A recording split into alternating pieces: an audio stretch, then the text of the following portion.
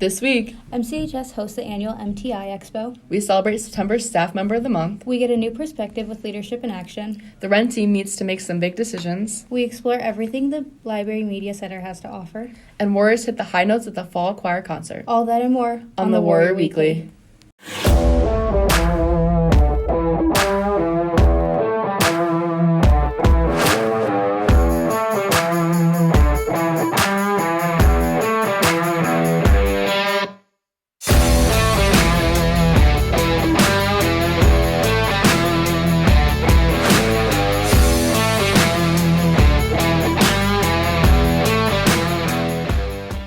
Good morning, Warriors, and welcome to this week's edition of the Warrior Weekly. Presented by Warrior Student Media, I'm Maddie Spencer. And I'm Ari Juarez. Today we traveled to Poland for a class period and jam out to the Fall Choir Concert.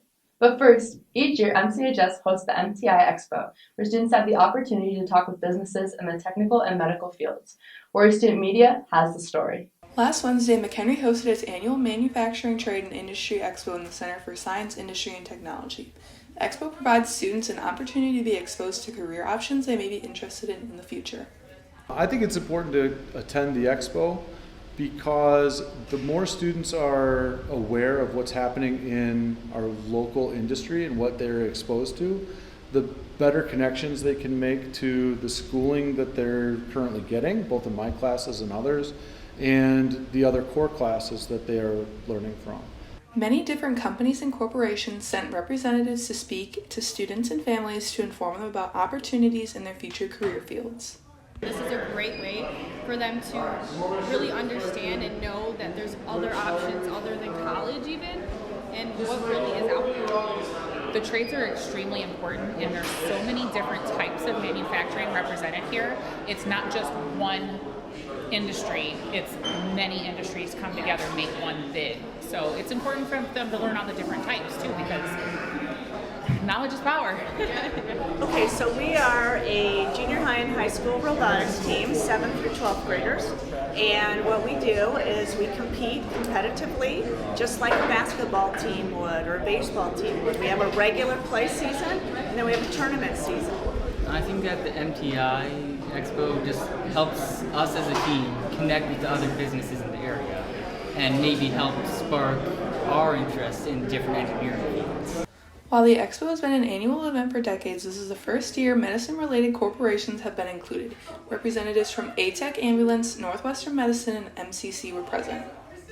I think that just experiencing so many different opportunities, I always thought when I started my freshman year there was only one direction that I would go, and now in my 4th year and coming to the MTI Expo, there's so many more opportunities that I didn't even dream of. This year's expo proved extremely successful. Hallways were packed and many students got a better look at what a future in science, manufacturing, technology, and industry would look like. Reporting for the Warrior Weekly were Kylie Chanowski, Riley Byron, Riel Kakamo, and Casey Condon. Need help filing for financial aid with FAFSA? The MCHS College and Career Center is here to help. Sign up for FAFSA night on Thursday in the College and Career Center today, and talk to Mr. Winky if you have any questions. Now we celebrate the staff members who go above and beyond to make a difference at our school with the September Staff Member of the Month. As September has come to a close, a new Staff Member of the Month has been nominated and chosen. This year's September 2022 Staff Member of the Month is Art Delgadillo. His passion for helping students has shown through in his new role here at MCHS. I'm very happy. This is a fun job. It's a new calling for me, and I really enjoy just helping the kids out, especially my posse. Those guys are awesome. So yeah, I really enjoy doing it. Art's goal as a security guard is to not only keep his students safe, but also make connections with them.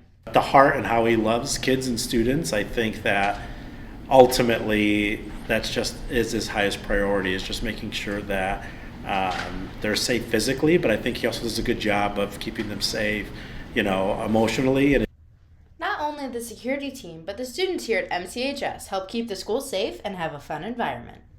Like, we can't do our job without our kids, you know, like our kids, they tell us everything, they help us out, they help us keep the school safe, and when that's all we want to do is make it a fun and safe environment here at the school. Art has put his passion for helping students first, and we hope to see many more great things from him in his future here at MCHS. Reporting for the Warrior Weekly, we're Cooperton Bruin, Madison Donovan, and Jasmine Carballo. If you see Mr. Delgadillo around the halls, be sure to give him a fist bump. Tomorrow night is the final home volleyball game for the season. Let's pack the freshman campus as they take on Carmel High School at 6 o'clock. If you can't attend tomorrow's game, head to the Warrior Weekly YouTube page and watch it all live action. Next, our Leadership in Action class phoned overseas for the unique chance to chat with students in Poland. What's up? Last Tuesday, MCHS's Leadership in Action class had the opportunity to talk with high schoolers in Poland and learn about their daily lives. The students were able to explore their curiosity on teenage life in another country. They have pretty similar days to us. Like, they have 8-hour school days just like we do. They have to take math and science and English and everything that we have to take. It's like pretty normal for like both America and Poland. I really want to ask like what they like to do on the free time, just like by themselves or friends or family. I learned that we are not that different at all from them. The class came prepared with questions aimed to get a better understanding of their experiences. Speaking in a mixture of Polish and English, the students shared all about education, work, interests, and ranch dressing. We were told we were going to talk to Polish students from Poland, and it's their English class, so they're proficient in English. So we really didn't know what to expect, but we just talked to them. We asked them questions, they asked us questions about what it's like here, what it's like there, just stuff like that. I think the meeting went really well. It was nice hearing things from like somewhere outside of our country, because they have things there that we also have here. So it's nice hearing that like we're really not that different, no matter if we're in the United States or Poland. Mr. Meyer, who organized the meeting, saw this as a fascinating way to connect with a different culture. Putting a modern spin on pen pal letters, he saw the Zoom meeting as a way to bridge a connection between students and expose them to new things. I wanted to establish a dialogue between our students and students from another country, just to see what the cultures are different and lifestyle and all that. But eventually what's going to happen is we're going to try to find some way to help the families that are helping the Ukrainian people over in Poland. I really wanted our students to get an idea of what it's like for students in Poland to be students in Poland. Leadership in Action looks forward to staying in touch with their friends in Poland. Reporting for the Warrior Weekly were Kira Curran, Leila Morano, Ari Jorez, and Keith Pierce. Coming up, Dr. Prickett assembled a team of students to form committees to make big decisions about the student body called the Renaissance Team. Warrior Student Media was at the meeting this past week to capture it all. One of the newest additions to the McHenry's landscape of student organizations is the Renaissance Team. The group of students is replacing the Principal's Advisory Council and is one of the many changes that Dr. Prickett has made in his time as district principal. The whole idea of the Principal's Advisory Council is to hear from different groups of kids throughout the school. Similar to the Principal's Advisory Council, the Renaissance Team will be hosting frequent meetings and forming smaller groups of students to tackle individual issues with the intent of improving the school. They're always asking, like, how can we be better? You know, how can we be this great high school that people love to come to school every day? And what does your culture and your climate feel like? What does it look like, right? Dr. Prickett has high hopes and expectations for the Renaissance Team, allowing them to improve the school and shape their own legacy. I hope that we can really, like I said, make a difference, right? Make some changes for the better, make some positive changes, really take action on some things. Like I want to continue to talk about, you know, like what's your legacy? What's the legacy you want to leave behind? Renaissance Team met this past Thursday to continue their discussions and celebrate Dr. Prickett's birthday with cake and candy. Some of their projects this year include a welcome committee for new students and a new senior tradition. We celebrated a little bit. We talked about the Welcome Committee and what the progress had been made so far on the Welcome Committee. We talked about the senior ceiling tiles and just some ideas that people had about, you know, where we should start. Like where should this first senior hallway be? The group sits at around 90 students right now who will be collaborating with Dr. Prickett and each other to make lasting changes to our school. That's what the REN team is supposed to be doing, working on culture and climate. making sure everyone feels seen, heard, and loved. Make sure to keep an eye out throughout this year to see the Renaissance team in action. Reporting for the Warrior Weekly were McKenna Harvey, Juliana Rees, and Madison Harvey. This Friday's final home football game of the year. Be sure to be at McCracken Field at 7 o'clock to cheer on the players for their last game of the season. And if you can't attend the game, head to the Warrior Weekly YouTube page to watch the action unfold live.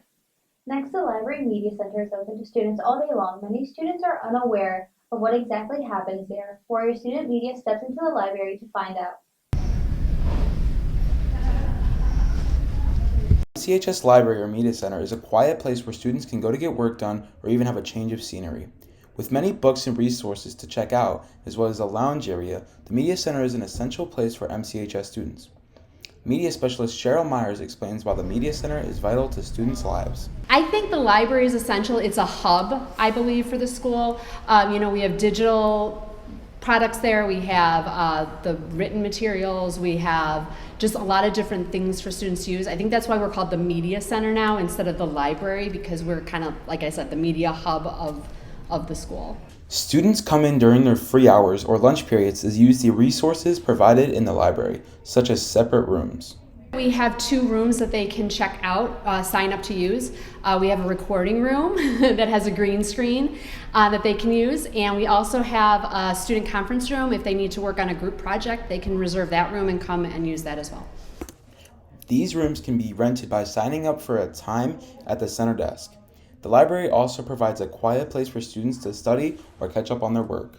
I tend to use the library at any point when I can to study, to catch up on other homework, to ask for help, use it for resources, various books. It really just helps me to maintain my heavier schedule this year. It's a quiet space for various people to do work or, just even hang out. It's really just useful. Make sure to try to visit the Media Center to see if it can benefit you in any way. Reporting for the Warrior Weekly were Travis Kokinos, Rachel DeSalvo, and Dennis Turkin. Finally, the vocal warriors sang their hearts out at the annual Fall Choir Concert.